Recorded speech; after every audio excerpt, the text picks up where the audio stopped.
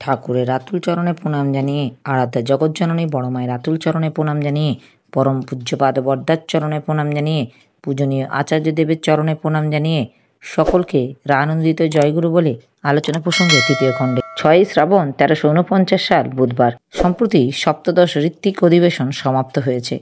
কর্মীদের মধ্যে অনেকেই উপস্থিত আছেন। তাদের মধ্যে 20-25 জন প্রাতে মাতৃমন্দিরে বারান্দায় শ্রী ঠাকুরের কাছে সমবেত হয়েছেন। শ্রী ঠাকুর আনন্দে তাদের সঙ্গে কথাবার্তা বলছেন, কেমন করে কাজের দ্রুত প্রসার হতে পারে সেই সম্বন্ধে বলছেন। কর্মীর সংখ্যা খুব বাড়াতে হয় আর নিজেদের সঙ্গে রেখে তাদের তৈরি করে তুলতে হয়। তোমাদের প্রধান কাজ হলো নিজেরা ইষ্ট স্বার্থ প্রতিষ্ঠাপন্ন হওয়া এবং অন্যকে ইষ্ট স্বার্থ প্রতিষ্ঠাপন্ন করে তোলা। ইষ্টের স্বার্থ ছাড়া নিজের স্বার্থ বলতে আর কিছু থাকবে না। ইষ্টের প্রতিষ্ঠা ছাড়া নিজের প্রতিষ্ঠা বলতে কিছুই থাকবে না। এই যে যার মধ্যে যত প্রতিষ্ঠা লাভ করবে সে তত পরিবেশের জীবন বৃদ্ধি হোতা হয়ে উঠবে। মানুষ তার প্রতি তত আকৃষ্ট হয়ে উঠবে। প্রতিষ্ঠাও হবে তার তেমনি। অবশ্য ওই রকমটা কাজের ভিতর দিয়ে প্রতিফলিত হওয়া চাই। ইষ্টকে ভালোবাসলে আত্মনিয়ন্ত্রণটা হয়ে ওঠে স্বাভাবিক, কিন্তু যা পছন্দ করেন না তা করতে ইচ্ছা করে না। প্রবৃত্তির ঝোঁক সেদিকেই যতই থাক না কেন, আবার তিনি যেটা পছন্দ করেন সেইটা না করেই পারা যায় না। তাতে যত কষ্টই হোক, তোমাদের ভিতর মানুষ এই বাস্তব আত্মনিয়ন্ত্রণের দৃষ্টান্ত যেন প্রতি মুহূর্তেই দেখতে পায়। এত লোকের যে উপকার হবে তার তুলনা হয় না। মুখে লাখ কথা কওয়ার থেকে এই চলনের দাম অনেক বেশি। আর তোমাদের চাই অনুসন্ধিসা সেবা বুদ্ধি। সব সময় দৃষ্টি নিয়ে চলবে কে কি করে কার কতটুকু কাজে লাগতে পারো। প্রত্যেকটা মানুষ বাঁচা বাড়ার কাঙাল। এই বাঁচা বাড়ার খোরাক যাকে যতভাবে যতখানি জোগাতে পার তার কসুর করবে না। সব সময় ফুর্তিতে থাকবে, আনন্দে থাকবে। তোমাদের কাছে এসে মানুষ যেন একটা নতুন জীবন পায়। ওই রকমগুলি তোমাদের মধ্যে থাকলে সহকর্মীদের মধ্যেও অজ্ঞাতসারে ঢুকে যাবে। আর ভাবধারাটা তুলনামূলক অধ্যয়নের ভিতর দিয়ে ভালো করে আয়ত্ত করতে হয় এবং তাদেরও করিয়ে দিতে হয়। নাম ধ্যান, ইষ্টভীতি, সস্তয়নী, সদাচার এগুলি খুব নিষ্ঠার সঙ্গে পালন করতে হয়। নিজের ভিতর ঢিলেমি থাকলে অন্যের ভিতরও তার সংক্রমণ হয়। আবার নিজেরা ঠিক মতো চললেই যে সকলেই ঠিক করে তুলতে পারবা তাও কিন্তু নয়। মানুষের জন্মগত রকম যেমন, তার উপর অনেকখানি নির্ভর করে। তাই কর্মী নির্বাচন করার ব্যাপারে ওদিকে লক্ষ্য রাখবেন। নিবারণ বাগচি কি লক্ষ্য করতে হবে? শ্রী ঠাকুর দেখবে সে ইষ্টকে দিয়ে নিজের কাজ বাগাতে চায় না, ইষ্টের জন্য নিজেকে বাগাতে চায়। কালিদাস মজুমদার যে ইষ্ট স্বার্থ চায় সঙ্গে সঙ্গে নিজের স্বার্থও চায়। শ্রী ঠাকুর নিজের স্বার্থ যদি ইষ্টার্থে হয় তাহলে দোষ হয় না, কিন্তু ইষ্ট স্বার্থের বিনিময়ে যদি কেউ নিজ স্বার্থে পূরণ করতে চায় তাহলে তাকে সন্দেহ করো। আর একটা কথা, কর্মীদের যেমন নিজেদের সঙ্গে রাখবে তেমনি তারা যাতে এখানে এসে একাদিক্রমে কিছুদিন থাকে সেই ব্যবস্থাও করবে। প্রত্যেকের ঋত্বিক অধিবেশনে তাদের আসা চাই। এখানে আসা যাওয়া ঠিক থাকলে অনেকখানি চাঙ্গা থাকে। সৎসঙ্গীদের মাঝে মাঝে এখানে পাঠাতে হয়।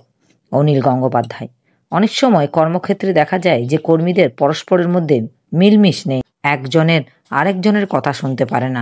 এর দরুণ সৎসঙ্গীর মধ্যেও ভাঙন দেখা দেয়। এই সম্বন্ধে কি করা যায়? শ্রী ঠাকুর সেখানে ঊর্ধ্বে থেকে পরস্পরের মধ্যে মিলমিশ যাতে হয় তাই করতে হয়। অনেক সময় পরস্পরের মধ্যে ভুল বোঝাবুঝি থাকে, তার নিরসন করে দিতে হয়। ধরো গুরুদাসের সঙ্গে গোপেনের বিরোধ আছে। তুমি গুরুদাসের কাছে গিয়ে গোপেনের নাম করে বলছো। গোপেনদা অন্তরে বড় ব্যথা যে তোমার মতো একজন ইষ্টপ্রাণ কর্মীর সঙ্গে তার ভুল বোঝাবুঝি হয়ে গেছে। গোপেনদা একান্ত ইচ্ছা তোমার সঙ্গে আগের মতো মেশেন, কিন্তু একটা সংকোচের দরুন এগোতে সাহস পান না। অথচ এর জন্য গভীর মর্মপীড়া বোধ করেন। তোমার প্রতি তার বিশেষ স্নেহ ও শ্রদ্ধা। তুমি এরপর সুযোগ পেলেই নিজে থেকে তার কাছে এগিয়ে যাবে। আবার গোপেনের কাছে গুরুদাসের গোপেনের প্রতি মনোভাব সম্বন্ধে এমন করে বলছো যাতে গুরুদাসের সঙ্গে মৈত্রী সম্পর্ক স্থাপনের জন্য তার প্রাণে একটা তীব্র আগ্রহের সঞ্চার হয়। এভাবে দৈত্য করে মিলমিশ ঘটানো যায়। এতে যদি অযথার্থ ভাষণে আশ্রয় গ্রহণ করতে হয় তাও কিন্তু মিথ্যার পর্যায়ে পড়ে না। অনেক সময় দুজনের সামনাসামনি জিনিসটা এমন হালকা করে ধরা যায় যে তা আর জট পাকাতে পারে না। আমি তো হামেশাই এমন করে থাকি, হয়তো তুমি একজনকে বকেছ, তাতে তার মন খারাপ হয়ে গেছে, সে এসে আমাকে সেই কথা বলল। আমি পরে তোমাদের দুজনের সামনে হেসে বললাম ও একটু বোকা আছে, ধমক টমক খেলে ঘাবড়ে যায়। আমাকে বলছিল অনিলদা আমাকে ভালোবাসে খুব, কিন্তু যখন ধমক দেয় তখন মন খারাপ হয়ে যায়। তুমি হয়তো বললে আমার মনটা সেদিন একটু খারাপ ছিল, তাই বোধ হয় একটু রূঢ় ভাব প্রকাশ পেয়েছি। এই কথাটি জিনিসটা জল হয়ে গেল। কত রকম কায়দা আছে, সব সময় বুদ্ধি রাখা লাগে। কেমন করে মানুষের সঙ্গে মানুষের সৌহার্দ্য ঘটে, তা যেমন কথা তেমনি কাজেও। অবশ্য অসৎ বা অন্যায্য যদি কিছু থাকে তা নিরোধ করা লাগে। আমার ছোটবেলা থেকেই অভ্যাস ছিল, যদি কখনো পইতেও জটা পাকিয়ে যেত, সেটা ঠিক না করা পর্যন্ত আমার কিছুতেই ভালো লাগতো না। মানুষের সঙ্গে মানুষের বিরোধ দেখলেও তার নিরসন না করতে পারলে আমার যেন ভালো লাগে না। তোমাদের মধ্যেও যদি ওই নেশা থাকে তাহলে দেখতে পাবা অনেক জটিলতাই তোমরা সরল করে তুলতে পারবা। ধ্যানী যে, তার কাজ হলো নিয়ন্ত্রণ, সামঞ্জস্য, সমাধান। সেটা শুধু চিন্তার বেলায় নয়, কাজের বেলায়ও, আবার শুধু নিজের ব্যাপারে নয়, পরিবেশের ব্যাপারেও।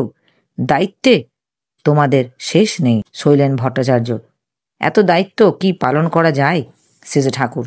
যত করা যায় তত পারা যায়। আমার জোয়াল যদি বইতে চায় তবে আমি যা চাই তা করাতে তোমাদের সুখের হবে। তোমরা আমার হাত পা, আমার করাটা তোমরা করছো, তাই তো দেখতে ইচ্ছে করে। তাহলে তো বুঝতে পারি আমি কতখানি বিস্তৃত হয়ে গেছি। তোমাদের ভিতর দিয়ে আমার চড়ে বেড়াতে ইচ্ছা করে সর্বত্র। বিরাজ ভট্টাচার্য: ঠাকুর, বিশ্বাসটা পাকা হয় কি করে শ্রীজি ঠাকুর? বিশ্বাস জিনিসটা শ্বাসক্রিয়ার মতো সহজ। ওটা এতই পাকা যে সম্বন্ধে সন্দেহ, অবিশ্বাস, প্রশ্ন আসে না। কারণ ওটা প্রত্যক্ষ। মানুষের ভালোবাসা যাতে বিশ্বাস, তাতে ওই তার জীবন। তাতে অবিশ্বাস আসলে সে তো আর নেই।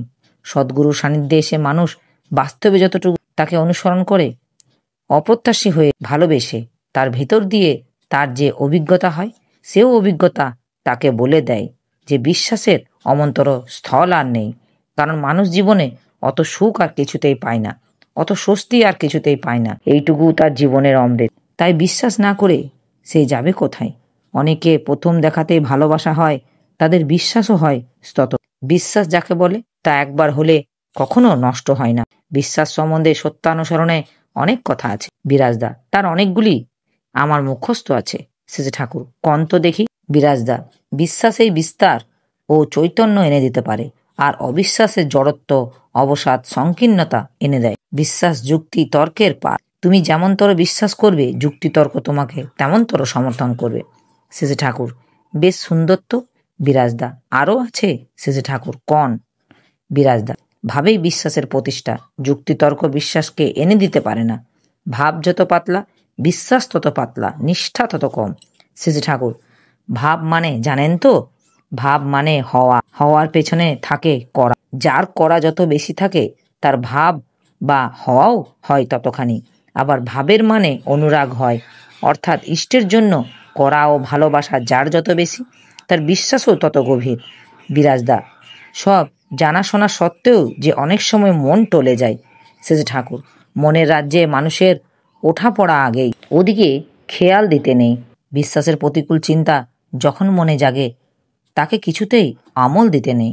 তার অনুকূল চিন্তা যেগুলি, সেগুলি তখন মনের উপর দৃঢ়ভাবে আরোপ করতে হয়।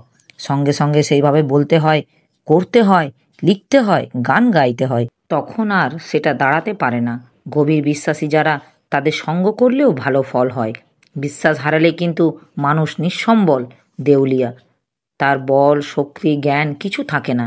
সে দিন দিন নিস্তেজ ও জড়ো হয়ে পড়ে। শ্রীজি ঠাকুর তামাক খেতে খেতে মৃদু মৃদু হেসে বলছেন, একটা লোক চোর, ধাউর, গুন্ডা, বাদমাইশ ও লুচ্ছা হয়েও যদি একনিষ্ঠ হয়, তার বরং গতি আছে। কিন্তু যে বহুনৈষ্ঠিক, সে অস্থির মতো, সে যদি নীতিপরায়ণও হয়, তবু তার ভবিষ্যৎ অন্ধকার। রত্নাকর বা বিল্বমঙ্গল যারা, তাদের জন্য কোনো ভাবনা নেই। ভাবনা হলো তাদের নিয়ে যাদের মধ্যে খোলামেলা রকম নেই, ভালোবাসা নেই। রত্নেশ্বরদা, তাদের উপায়? শ্রীজি ঠাকুর: সদ্গুরুকে ধরে যদি লেগে থাকে তাহলে অনেকখানি হয়। এই জীবনে যতটুকু এগোলো তার উপর দাঁড়িয়ে পরজীবনে আরও এগোতে পারে। রত্নেশ্বরদা: পরজীবনের কথা তো অনিশ্চিত শ্রীজি ঠাকুর, আমাদের জানার মধ্যে নেই, তাই অনিশ্চিত। কিন্তু যারা বিশ্বাস করে তাদের কাছে অনিশ্চিত নয়। তবে পরজীবনের উপর নির্ভর করে নিশ্চিন্ত থাকাটা আমার পছন্দ হয় না। আমি ভাবি যা করতে হবে বা পেতে হবে তা এখনই। এই আকুতিতে করার গতি বেড়ে যায়। তবু সবার সব উপাদান থাকে না, তাই সময় নেয়। বাইরে থেকে একটা আগত মা বললেন, আমার ভাগ্য বড় খারাপ। আমার পুত্রবধূর সন্তানাদি হয় কিন্তু বাঁচে না। পরপর 3টি সন্তান এইভাবে এলো। আপনি আশীর্বাদ করেন যেন এমনতর না হয়। শেষে ঠাকুর, প্যারিকে দিয়ে ভালো করে চিকিৎসা কর। প্যারি বললে, সে ওষুধ লিখে দেবে। উক্ত মা, আপনি মুখে আশীর্বাদ করলেই হবে, ওষুধ আর লাগবে না। শেষে ঠাকুর, যা বলি তা যদি না শুনিস, নিজের খেয়াল মতো আশীর্বাদ যদি চাস, তাহলে তো আমি অপারগ। জারি জুরি আমার কিছু জানা নেই। আমি জানি যা কিছু ঘটে তার একটা কারণ আছে, এবং সেই কারণ নিবারণের অবস্থারও পরিবর্তন ঘটে, এবং যেটা যেমন করে সম্ভব সেটা তেমন করেই করতে হয়। এর মধ্যে ঠাকুরালির প্রয়োজন করে না। মেয়ে হোক পুরুষ হোক, সবার জানবার চেষ্টা বেড়ে যাক, করবার চেষ্টা বেড়ে যাক, তা দেখতে পেলেই আমার ভালো লাগে। নচেত আমাকে ধরে যদি তোমাদের আজগুবিতে আস্থা বেড়ে যায়, তাহলে বুঝবো সে আমার দুর্ভাগ্য। শেষে ঠাকুর মাটিকে জিজ্ঞাসা করলেন, তোর বউ লেখাপড়া জানে? উক্ত মা, হ্যাঁ। শেষে ঠাকুর, তবে নারীনীতি, নারীর পথে, স্বাস্থ্য, সদাচার, আহার, গর্ভাচার্য ইত্যাদি বিষয়ে বই পড়তে দিবি। একা একা পড়ার থেকে সে পড়লে আর তোরা 5 জনে শুনলি, একসঙ্গে আলোচনা করলি, এমন হলে আরও ভালো হয়। প্রত্যেকটা পরিবারে এইসব চর্চা যত হয় ততই ভালো। জীবন চলনা সাধারণভাবে যা যা লাগে সব বিষয়ে পড়াশোনা, আলোচনা, চর্চা হয়, সেও ভালো। আর এগুলি শুধু জেনে রাখলে হবে না, করবার জন্য জানতে হবে, আর না করলে জানাও হবে না। এইভাবে যদি চলো, তাহলে দেখবে পাড়ার অন্যান্য পরিবারও এইসব ছড়িয়ে যাবে, তারাও উপকৃত হবে। সবাই যে দীক্ষা নেবে এবং সবাইকে যে এখানে দীক্ষা নিতে হবে এমন কোনো কথা নয়, কিন্তু তোমাদের দৃষ্টান্ত মানুষের বাঁচার পথ নিরাবিল ও প্রশস্ত যদি না হলো, তাহলে তোমরা করলে কি? ভোলানাথ দা, আপনার অনেক কথাই আমরা শুনি না, তা সত্ত্বেও আপনি বিরক্ত না হয়ে পারেন কি করে? শেষে ঠাকুর, বিরক্ত হলে যদি আমার স্বার্থ পূরণ হতো, তাহলে বিরক্ত হতে আমার বাধা কি? আমার স্বার্থ হলো আপনাদের উপযুক্ত করে তোলা। আমার এই আলোচনা প্রসঙ্গে কিছু ভুল ত্রুটি হয়ে থাকলে আপনারা আমায় ক্ষমা করবেন। উপস্থিত দাদা, ভাই, বোন, মায়েদের আমার আনন্দিত জয় গুরু।